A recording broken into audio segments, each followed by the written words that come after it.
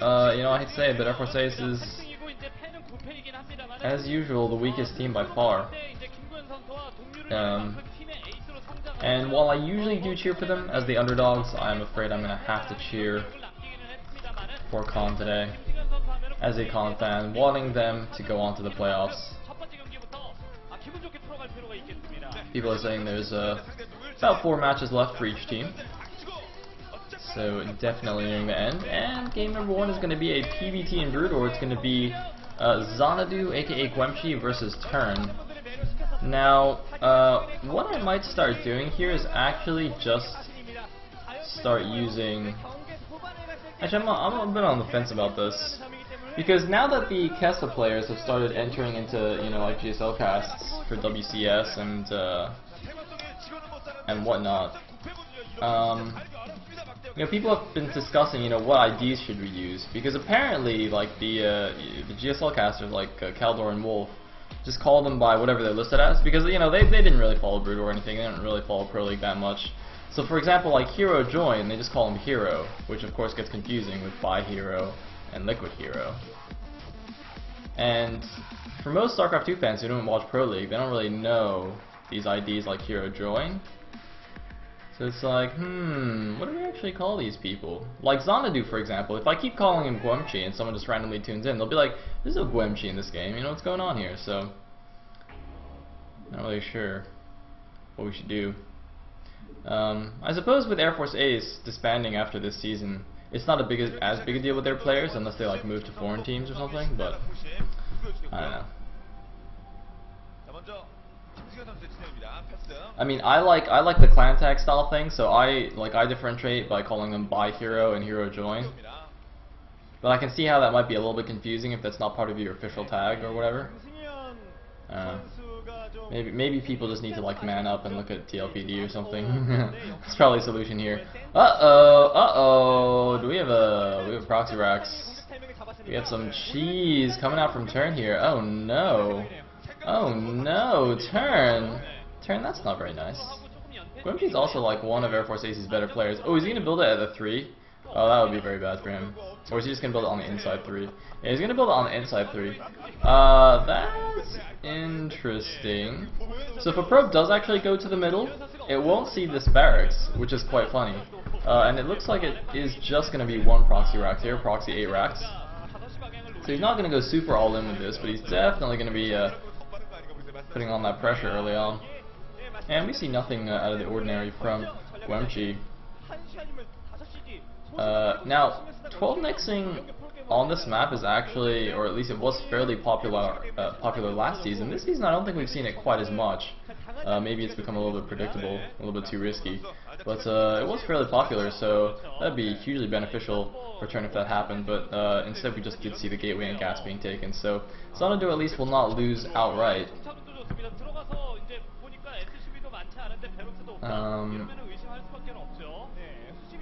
Question is how quickly he sees this, because it's standard to not get a Zealot in PvT from your gateway first. You just wait until the core finishes and you just go for a Dragoon.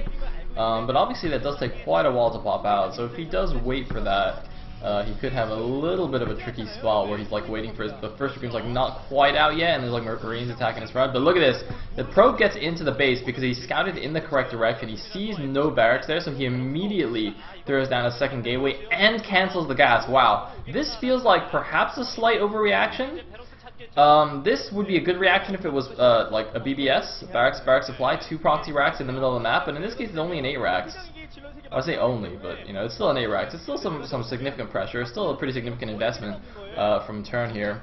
But I definitely feel like that's a bit of an overreaction to cancel the gas. I think building a second gateway maybe is okay, but just let the gas finish. It's really not that big a deal. I don't know. Xanadu just definitely does not want to die to cheese here.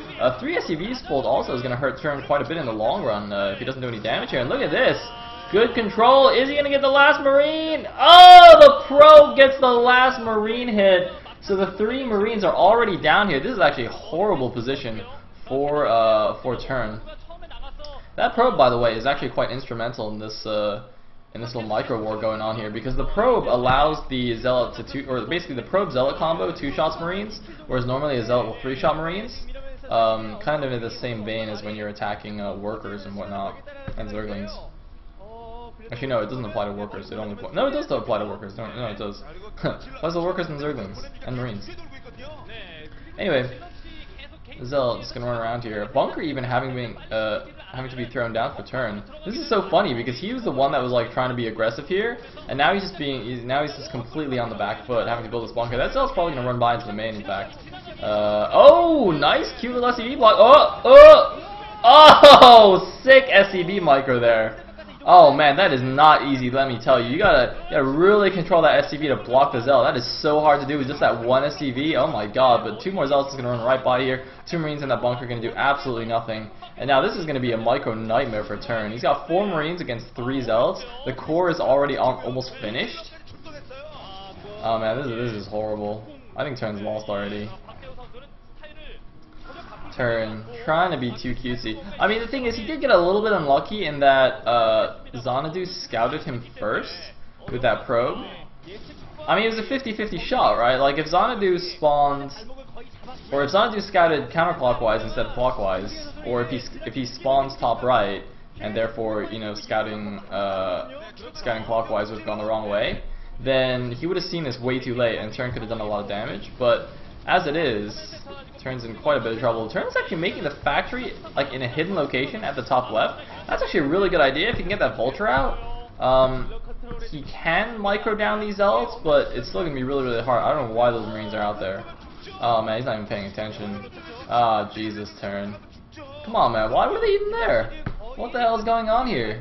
I guess he must have just rallied them back there, but he should rally them to the bunker. Wait, was that a citadel? I didn't see what that was. Jesus. Is he following us up with DTs? Actually, I don't think it even matters. He just won the game. Look at this. There's even enough Zealots to just kill the bunker. There's only 1 Marine inside anyway. And Turn's gonna micro his heart out with this vulture, but he's completely dead.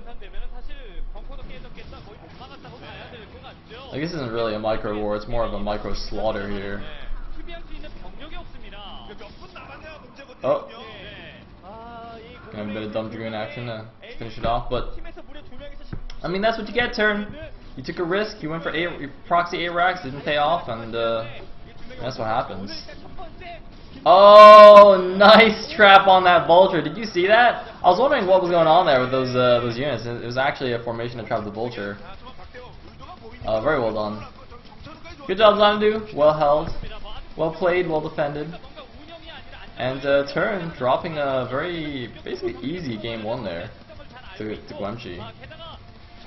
Being kind of cheesy and having it not work out.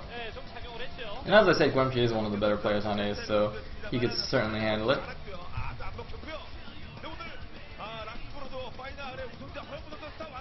And Khan goes down to 1. Well, that's not looking so good.